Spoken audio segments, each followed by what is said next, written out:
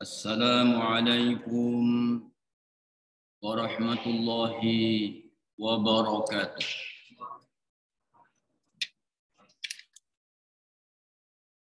Alhamdulillahi rabbil alamin alladzi da'ana ila al-wahdah wal i'tilaf wa nahana 'anil furqah wal ikhtilaf. أشهد أن لا إله إلا الله وحده لا شريك له الملك القدوس السلام وأشهد أن سيدنا ونبينا محمدا عبده ورسوله المبعوث رحمة للعالمين صلاة وسلاما دائمين متلازمين على حبيبنا وشفينا وقرة عيننا محمد صلى الله عليه وسلم الذي بلغ الرسالة وأدى الأمانة على وجه الكمال وعلى آله وأصحابه والتابعين أجمعين أما بعد. قال الله تعالى في كتابه الكريم وهو أصدق القائلين واعتصموا بحبل الله جميعا ولا تفرقوا. Al-ayah. Sadaqallahul azim.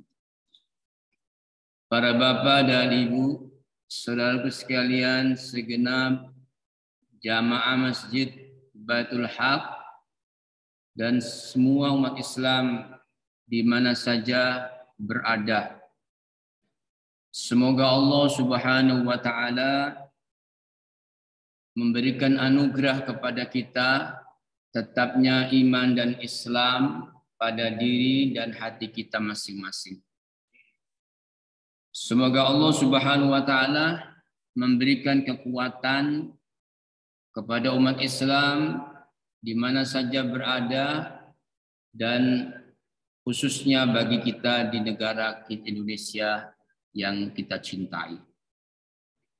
Saudara sekalian rahmati Allah, kita bermohon kepada Allah Subhanahu wa taala kekuatan Islam di bumi mana saja berada, dan semoga umat ini mencapai izzul Islam wal muslimin, kemuliaan Islam dan semua kaum muslimin, dan ini menuju kebangkitan Islam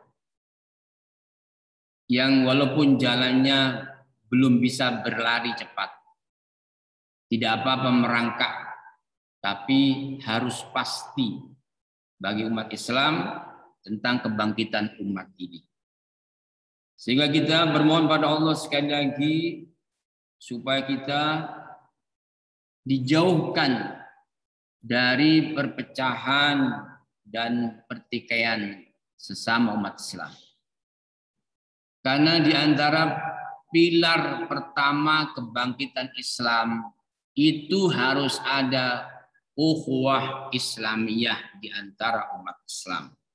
Tanpa adanya ukhuwah Islamiyah, mustahil umat Islam itu akan bangkit dari keterpurukannya.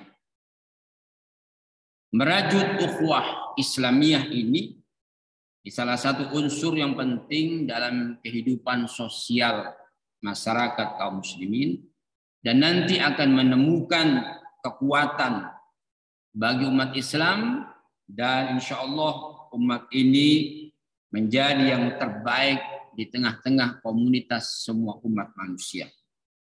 Karena itu Allah Subhanahu wa taala melarang kita terjadinya perpecahan, pertikaian di antara umat Islam. Sebab ini melemahkan tubuh bagi umat Islam dan melemahkan sendi kehidupan sosial. Rasulullah Muhammad SAW bersabda dalam hadis riwayat Muslim, kata Nabi, la tahasadu wa la tabaghadu wa la taqata'u wa kunu ibadallahi ikhwana. Kata Nabi Shallallahu Alaihi Wasallam, jangan kamu saling iri dengki dan jangan benci membenci, jangan memutuskan satu dengan yang lain. Wa kunu ibadallahi ikhwan. Jadilah kalian hamba Allah yang senantiasa ikhwana, bersaudara. Apa betul ini sebagai pilar pertama kebangkitan umat Islam? Umat Islam ini sudah mengalami ukhuwah Islamiyah yang sesungguhnya. Yang Allah selalu menyebutkan di dalam Quran ini, surah Ali Imran 103, wa'tasimu bihablillahi jami'an wa la tafarraqu.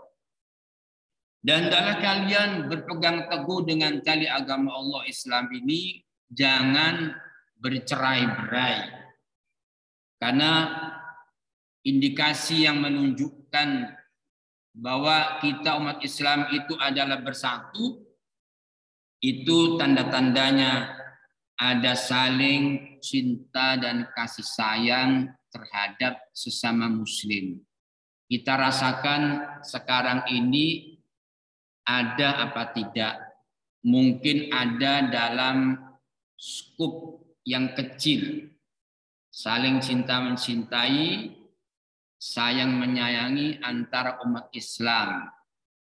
Sebab kata Allah dalam surat Al-Fat, ciri orang-orang beriman dan umat Rasulullah SAW adalah asyidda walal kuffar, tegas dan keras terhadap orang yang kafir, dan ruhama bainahum, kasih sayang di antara sesama. Kalau sampai ayat ini kemudian prakteknya terbalik, umat Islam tidak kasih sayang dengan sesamanya, justru asyidda, ya asyidda, keras terhadap apa? Kaum muslimin. Wa ruhama, kasih sayang terhadap orang kafir. Ini tidak akan terjadi ukhuwah Islamiyah dan belum ada tanda-tanda kebangkitan umat Islam. Karena ini penting sekali. Dan biasanya ditunjukkan kalau terjadi ukhuwah Islamiyah yang sesungguhnya, saling tolong-menolong di antara umat Islam, tidak membedakan baju, partai atau organisasi kemasyarakatan. Itu tanda-tanda ini harus ada. Dan saling menanggung beban satu dengan yang lain. Bukan saling menjatuhkan. Bahkan saling mendahulukan saudaranya daripada dirinya. Itu tanda-tanda ukhuwah Islamiyah sebagai cara untuk menuju kebangkitan umat Islam. Dan kita bersabar di dalam melayani saudara-saudara muslim yang sangat beragam karakter dan latar belakang hidup mereka, sehingga selalu terjadi benturan-benturan. Harus bersabar terhadap saudara muslim, serta kita memuliakan kehormatan darah dan harta mereka. Saudara sekalian, mengapa upaya mewujudkan ukhuwah Islamiyah ini belum terbukti, belum terrealisasi, malah yang sering itu diekspos, terutama sekarang di sosial media ya. Ya banyak di dunia maya ini pertikaian di kalangan umat Islam, bahkan tokoh antar tokoh umat Islam. Dan ini kan bisa, kalau terpecik api permusuhan ini, bisa merambat bukan di dunia maya, tapi nanti di dunia nyata akan terjadi. Saudara sekalian, dan itu yang dikehendaki oleh musuh-musuh Islam. Karena kalau ini betul-betul ada ukhuwah Islamiyah, maka nanti umat Islami benar-benar bangkit dari keterpurukannya. Dan kita, mengapa ini belum terwujud ukhuwah Islamiyah ini? Ya, yang banyak itu pertikaian karena kita mengakui bahwa dalam masalah ukhuwah Islamiyah ini kita hanya dalam tataran teori. Kita masih memiliki keinginan saja. Hanya sebatas wacana.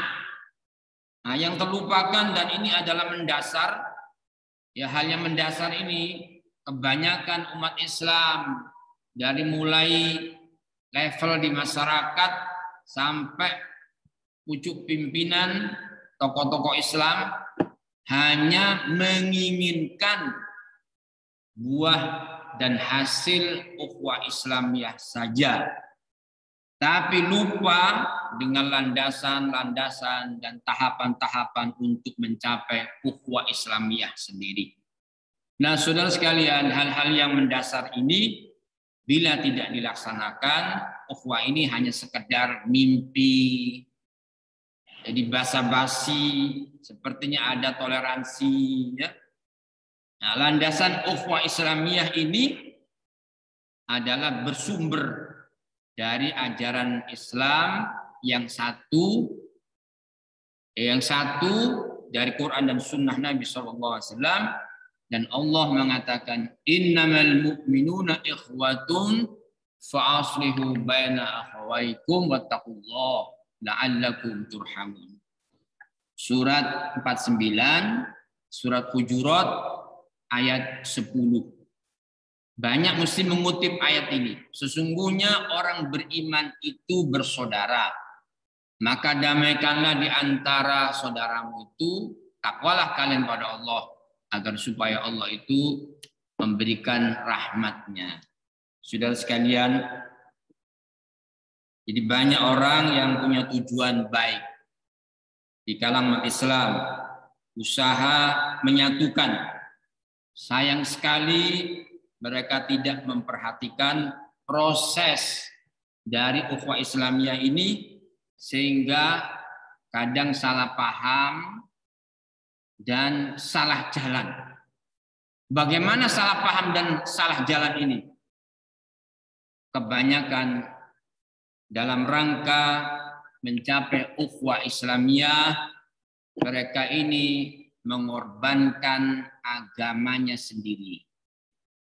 Sehingga tidak ada amar ma'ruf nahi mungkar. Ya. Kalau terjadi perselisihan itu biasanya disebut nggak usah dibahas. Ya, terutama khilafiyah nggak usah dibahas. Padahal belum tentu orang ini mengerti apa itu khilafiyah.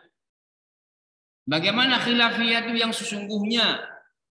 Kadang tidak paham tentang khilafiyah, pokoknya jangan dibahas. Ini sehingga tidak ada amar ma'ruf nahi munkar. Dan tidak menegur yang salah. Ya, ini kekeliruannya. Tidak menegur yang salah dan tidak mau meluruskan penyimpangan-penyimpangan di dalam tubuh umat Islam. Walaupun itu termasuk dosa besar, walaupun itu termasuk syirik, ya nggak apa-apa.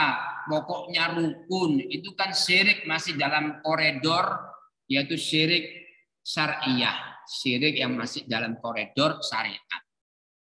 Ya, pokoknya guyup. Sehingga di antara acara umat Islam supaya rukun dan damai, ya mengadakan larung sesajen. Pokoknya dibuka dengan bismillah wis Islam. Bersyukur kepada Nyi Roro Kidul yang memberikan limpahan kekayaan laut, ikan yang banyak. Al-Fatihah. Ini kemudian guyup rukun ini tidak akan terjadi. Sebab apa? Ada kesyirikan dibiarkan. Yang penting rukun, katanya bersatu. Ini tidak bisa, Allah tidak ridho. Tidak akan mungkin terjadi ukhuwah Islamiyah yang sesungguhnya. Bahkan terjadi bid'ah dhalalah, ya.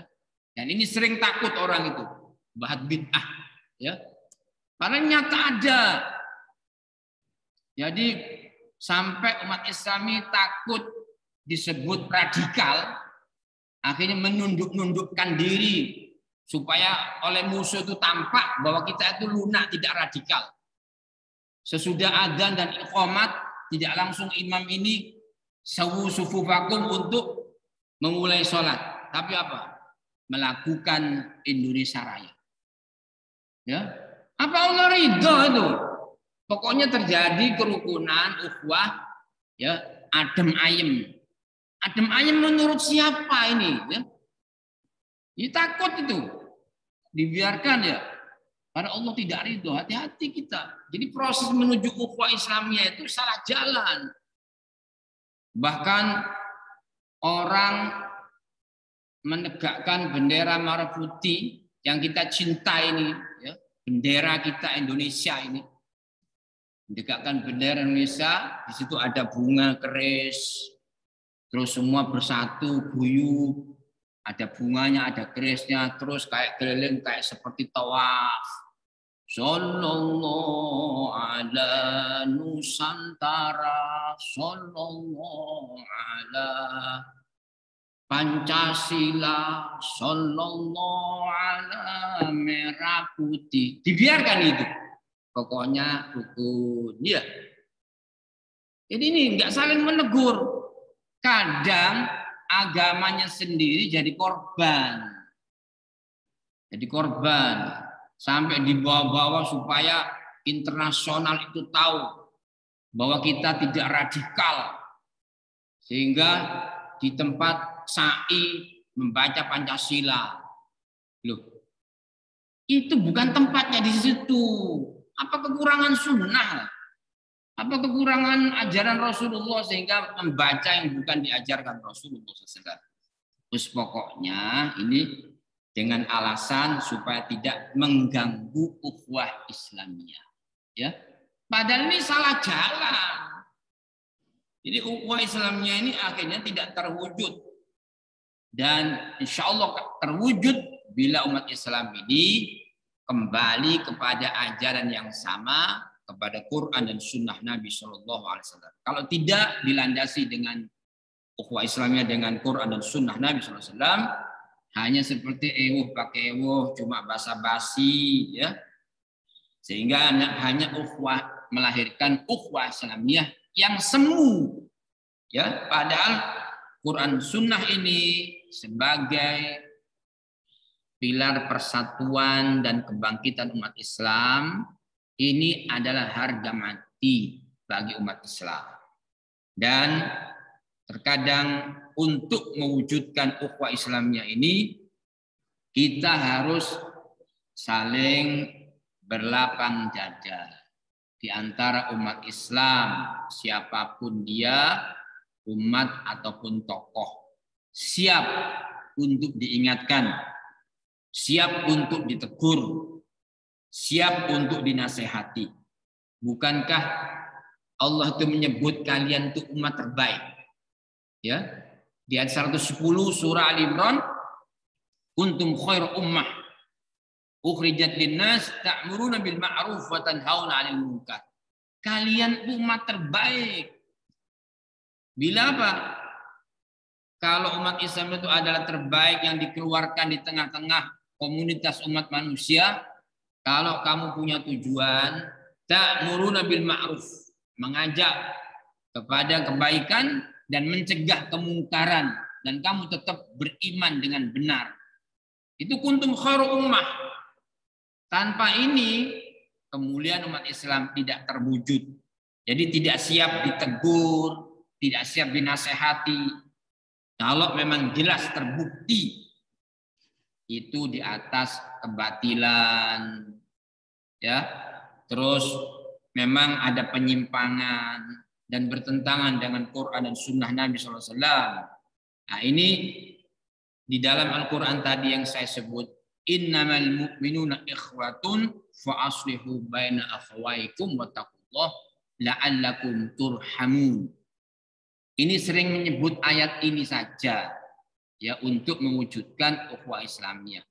Padahal kata Allah, lihat, itu ada saling tegur menegur, lapang dada kalau memang salah, supaya betul-betul ukhuwah Islamiyah terwujud.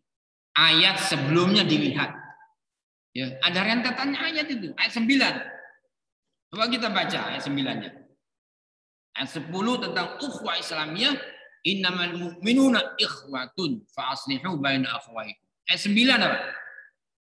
Wa in ta'ifatani minal mu'minina qatatalu fa aslihu bainahuma fa in baghat ihdahuma 'ala al-ukhra faqatilul lati tabghi hatta tafi'a ila amrillah fa in fa'at fa aslihu bainahuma. Ya, itu ayatnya tuh. Dan jika ada dua golongan dari orang-orang mukmin, itu ada pertikaian, ada peperangan, maka damaikanlah antara keduanya. Lalu, jika salah satu dari kedua golongan itu berbuat aniaya terhadap golongan yang lain, sesama mukmin, maka perangilah. Tidak boleh dibiarkan. Perangilah golongan itu, ya, sehingga golongan tersebut kembali kepada perintah Allah yang sebenarnya, kembali kepada ajaran Islam. Jika golongan itu telah kembali kepada perintah Allah, baru kata Allah, damaikan di antara keduanya dengan bil adli, dengan adil, dan waqsitu, berlaku adilah kalian. Ya, ini tidak boleh dibiarkan. Sebab kalau dibiarkan itu banyak penyimpangan. Terus pokoknya ukhuwah Islam, Allah tidak ada itu. Ya, tidak akan terjadi kebangkitan umat Islam melalui ukhuwah Islamiyah ini yang benar. Jadi saudara sekalian, bukan kemudian tidak mau lapang dada, tidak mau menerima kebenaran, bukan kemudian bersikukuh dengan pendapat atau pola pikir.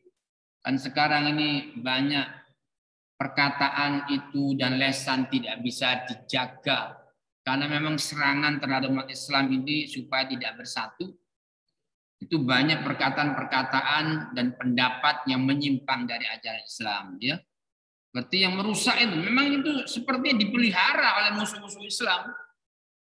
Jadi orang mengatakan yang baru-baru ini, saya Muslim, saya bersahadat. Tapi saya tidak percaya untuk menegakkan syariat Islam.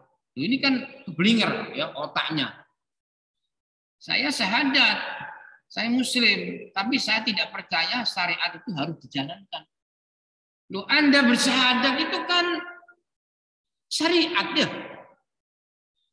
Dan Anda itu menikah itu juga bersyariat namanya. Ini kadang aneh-aneh ya sekarang itu. Yang menyebut kemudian ini serangan-serangan supaya terjadi perpecahan di kalangan umat Islam. Lalu kemudian kalau ini dianggap perselisihan pendapat. Padahal ini bukan perselisihan pendapat. Inhiraf, penyimpangan. Bahwa Islam itu tidak sempurna. Bagaimana kalau orang menyebut Islam tidak sempurna? Kufur apa tidak? Ya, ini bahaya ini. Sehingga direspon umat Islam kemudian berselisih. Ini kedewasaan berpikir. Ya, tidak apa-apa beda pendapat. Ya, ini termasuk aset. Nah, ini penyimpangan-penyimpangan harus diluruskan. Makanya khalifah yang benar, ya, ulil amri yang benar itu menjaga ad-din ini. Ya. Kalau tidak terjadi ada pemimpin Islam tidak menjaga Islam, itu bukan khalifah, ya, bukan ulil amri. Justru membiarkan terjadi pembiaran supaya terjadi perpecahan di kalangan umat Islam. Jadi saudara sekalian, makanya kalau ada penyimpangan di zamannya Khalifah Abu Bakar Siddiq, ya, Rasulullah wafat digantikan Khalifah Abu Bakar Siddiq, ada penyimpangan di dalam akidah, ada kesesatan, ada yang mengaku nabi, kemudian ada pendapat tidak wajib bayar zakat. Oleh Abu Bakar apa? dikerahkan pasukan perang, ya kan?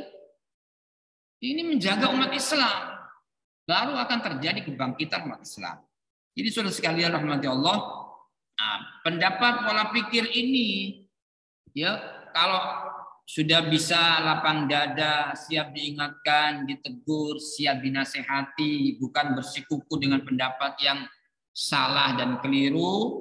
Tahapan ini yang harus dibereskan terlebih dahulu sebelum membuat rancang bangun ukhuwah Islamiyah yang nanti akan menuju arah kebangkitan umat Islam.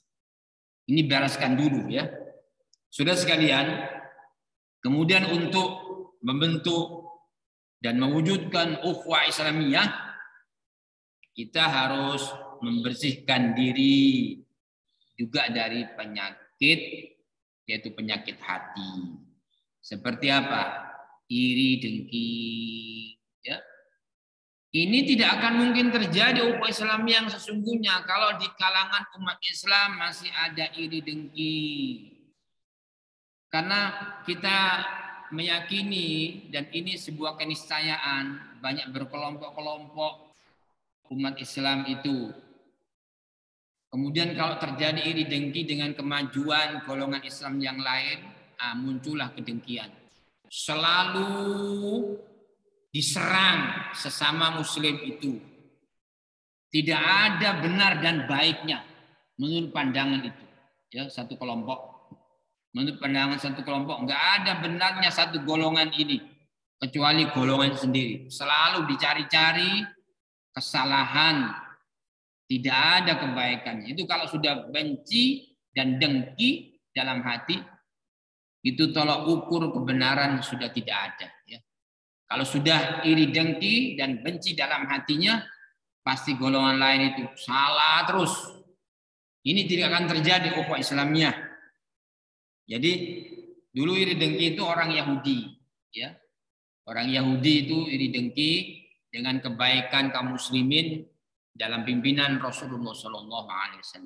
Itu orang Yahudi karena berharap itu yang menjadi pemimpin Rasul terakhir kalangan Israel, bukan Arab, sehingga mereka dibenci dan menolak kebenaran.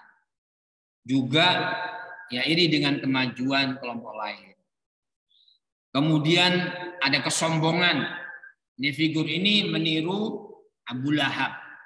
Ya, ada kesombongan sehingga menolak kebenaran yang disampaikan oleh kelompok lain, walaupun berdasarkan Quran dan Sunnah Nabi SAW. Makanya sering terjadi perpecahan itu di depan mata. Jadi ada orang itu ditahdir, diperingatkan kalau ikut pengajian yang bukan kelompoknya. Ini nyata-nyata perpecahan umat Islam. Jadi diingatkan, kamu ngapa ikut itu? Golongan khawarij, golongan sesat.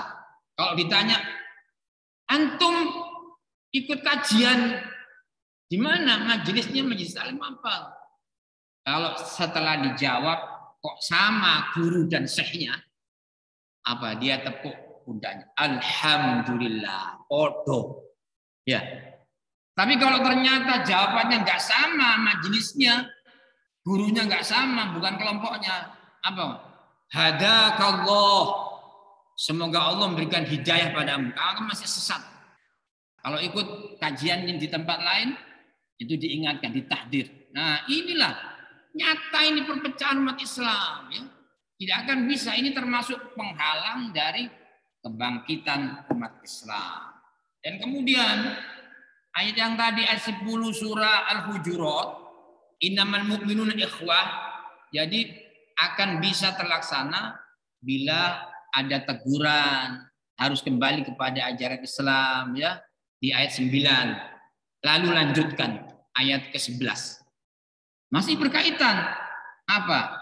Jangan ada saling caci mencaci, olok-mengolok di kalangan umat Islam. Tidak terjadi namanya ukhuwah Islamiyah.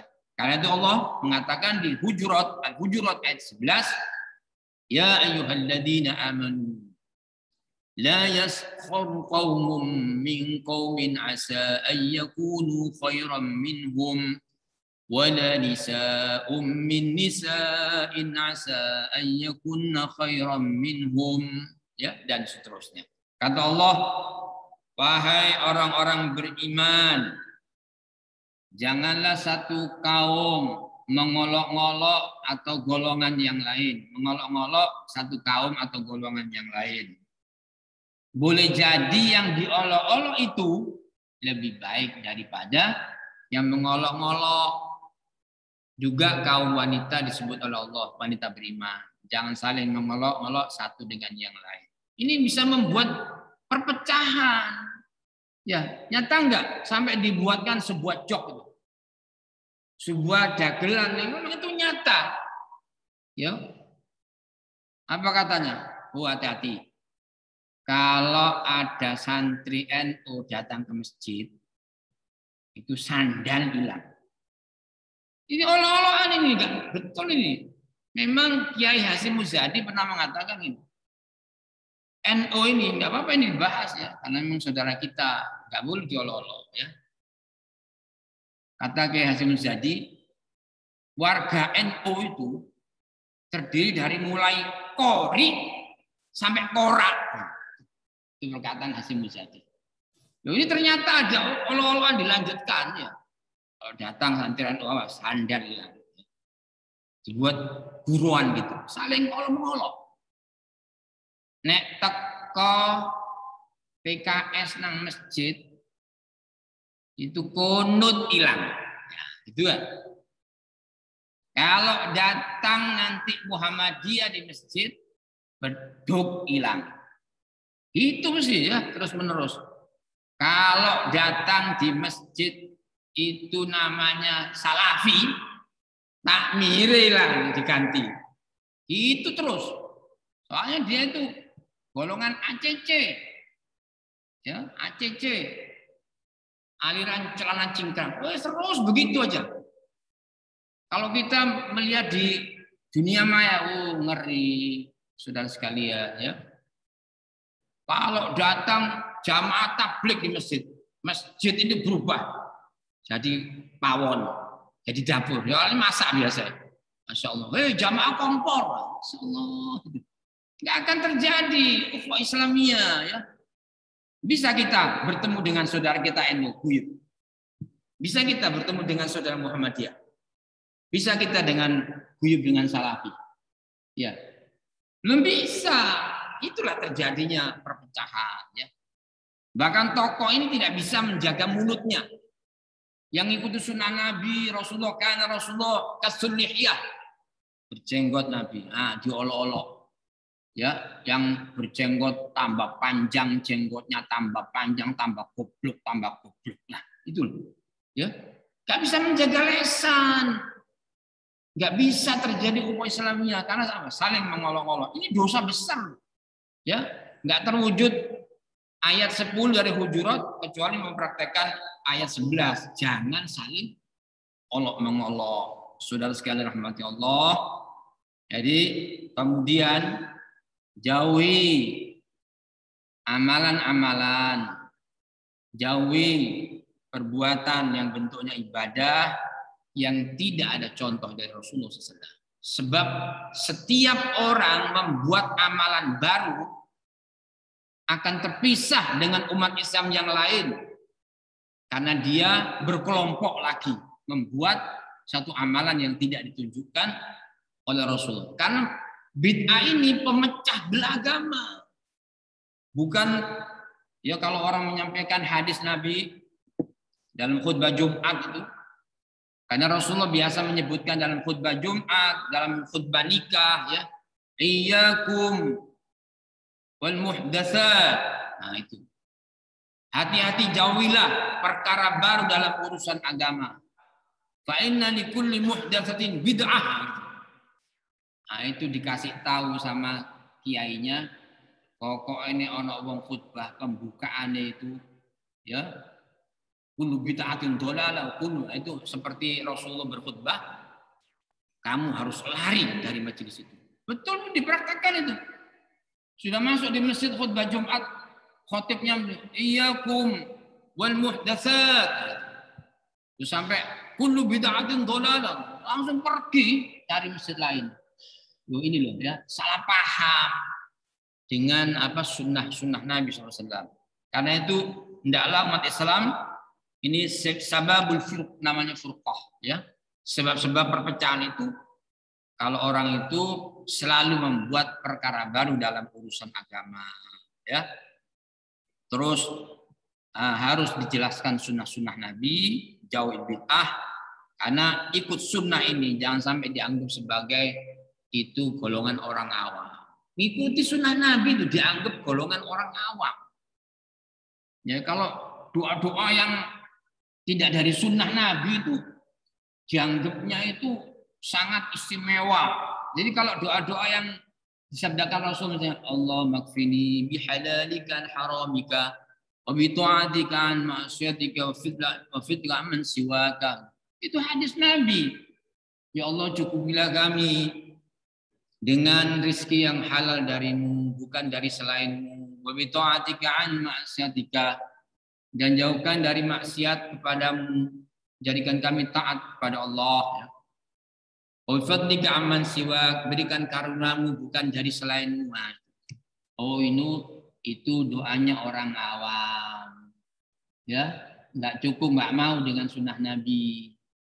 Mengelompokkan diri dengan doa-doa yang dibikin-bikin itu ya terjadi. Oh, ini doanya orang ma'rifah.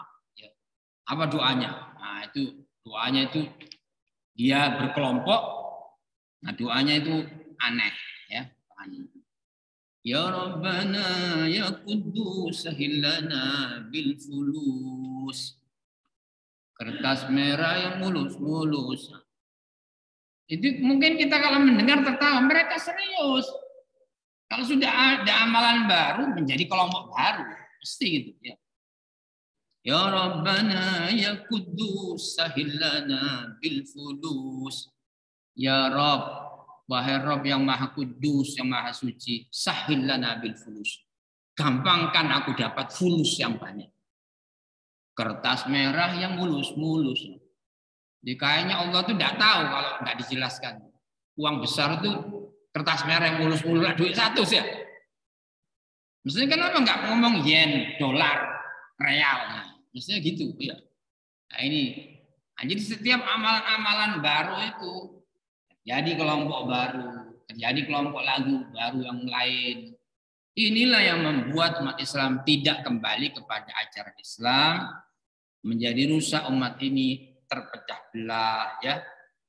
Fanatisme kelompok ya. Fanatisme kelompok ini juga membuat kelompok golongan baru di kalangan umat Islam. Makanya ini juga tidak dipungkiri dalam kehidupan kita di masyarakat ya. Sehingga kalau sudah dakwah itu ini dibereskan dulu. Dakwah itu dakwah asobiyah akhirnya. Karena kata Nabi laisa minna man da'a ila asobiyah.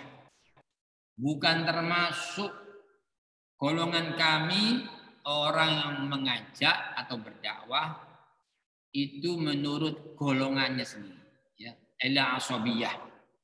Dan juga walaysa minna man qatala ala asobiyah, bukan termasuk golongan kami orang yang berjuang hanya untuk kelompoknya tertentu, bukan untuk kebangkitan Islam yang sebenarnya.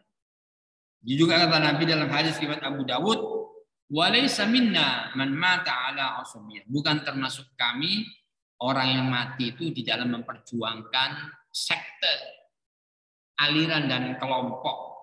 Jadi saudara sekalian rahmatullah, lebih-lebih orang-orang yang asobiyah ini sampai mengajarkan orang lain bersikap yang sama dan siap mati di dalam asobiyah, yaitu kegolong-golongan, selalu memecah belah umat Islam. Ya ini yang dikehendaki oleh musuh, walaupun mayoritas ini menjadi centang perenang, ya sudah seperti buih di lautan, diombang-ambingkan. Padahal ini kita mayoritas. Jadi sekali lagi, bahwa Islamnya ini akan terjadi dengan sebenarnya bila kita kembali kepada ajaran murni dari Nabi, dari Quran dan Sunnah Nabi Shallallahu Alaihi Wasallam. Adapun kemudian terjadi ikhtilaf, kita harus tahu ikhtilaf itu memang ada di kalangan ulama yang sama-sama ada dalil dari Quran dan Sunnah Nabi. Ya, sekali lagi, ikhtilaf itu perbedaan di kalangan ulama, kita boleh memilih dan itu sama-sama ada dalil petunjuk dari Quran dan Sunnah Nabi. Hanya sudut pandang ulama itu berbeda. Dan memang ayat Quran dan Sunnah Nabi itu kadang itu global dan memerlukan rincian. Dan rincian pemahaman ulama kemudian tidak sama. Dan tidak setiap perbedaan itu adalah boleh, ya, hanya perbedaan ikhtilaf tanawu'iyah, variatif yang boleh karena ditunjukkan oleh dalil Quran dan Sunnah Nabi. Kalau kemudian ikhtilaf tidodi yang menimbulkan pertentangan, satunya nggak ada dalil dari Quran dan Sunnah Nabi, itu tidak disebut khilafiyah, itu inhiraf, ya, itu penyimpangan. Dari itu dibetulin lebih dulu, dibereskan lebih dahulu, ya. Jadi semisal kita berkunut apa tidak, itu sama-sama ada dalilnya, ya, nggak apa-apa. Dan kita mungkin bisa menggunakan pikir kita dan logika kita. Kira-kira apa yang tidak ada dalil dari Quran dan Sunnah Nabi, tapi dianggapnya khilafiyah, ya, padahal itu penyimpangan. Nah, ini yang tidak bisa membuat umat Islam itu terjadinya ukhuwah Islamiyah yang sesungguhnya. Itulah saudara sekalian, semoga ada manfaatnya. Dari sini mungkin ada yang perlu didiskusikan, monggo.